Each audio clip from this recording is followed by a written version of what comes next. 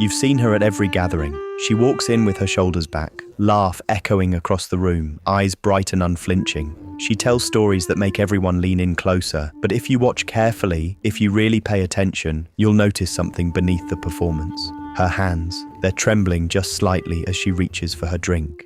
There's a microsecond of hesitation before she speaks, a flash of something ancient and afraid behind those confident eyes. She's not lying to you, she's surviving. We think confidence is something you either have or you don't, like blue eyes or curly hair. But what we're witnessing in so many people around us isn't confidence at all. It's something far more complex, far more heartbreaking. It's a carefully constructed shield, built brick by brick from childhood moments when being small felt too dangerous, when vulnerability was met with ridicule or abandonment, when the world taught them that who they really are isn't quite enough. The psychology of faked confidence begins in places most of us would rather not remember. Maybe it started in a classroom where a child raised their hand with genuine excitement, only to be laughed at. Maybe it was a parent who loved conditionally, who only smiled when their child performed, achieved, impressed. Maybe it was a friend group that turned cold the moment someone showed weakness. These moments don't just fade, they embed themselves deep in the nervous system, whispering a single message over and over: hide who you really are or risk being left behind. So the child learns to become someone else.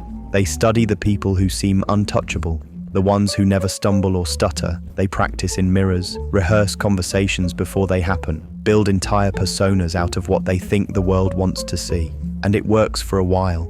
People are drawn to this manufactured certainty. They mistake the armor for the person.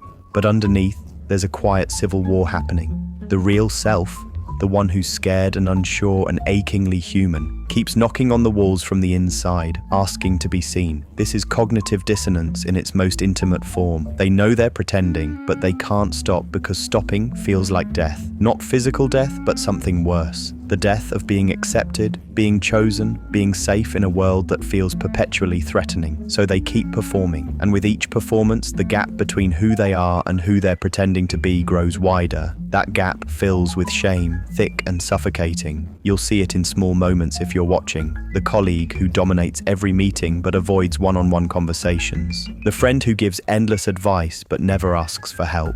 The person who posts their victories online but goes silent during struggles. They're not narcissists, they're terrified. Confidence, the real kind, allows for uncertainty. It makes space for not knowing, for being wrong, for showing the cracks. Faked confidence can't afford any of that. One crack and the whole structure might collapse. The cost of this performance is invisibility. People see the mask and think they know you, think they're close to you, but you remain fundamentally alone because no one is actually seeing you at all. You're praised for the very thing that's keeping you isolated. It's a trap that tightens the more successful it becomes. And late at night, when the audience is gone and the stage lights dim, you're left with a stranger in the mirror, someone you've spent so long pretending to be that you're no longer sure who you were before the performance began. This pattern doesn't stay confined to one area of life. It bleeds everywhere, into relationships where intimacy becomes impossible because true intimacy requires the thing you're most afraid of, being fully seen. Into careers where every achievement feels hollow because it wasn't the real you who earned it. Into friendships that never quite go deep because depth requires risk, and risk feels unbearable when you've spent your entire life avoiding it,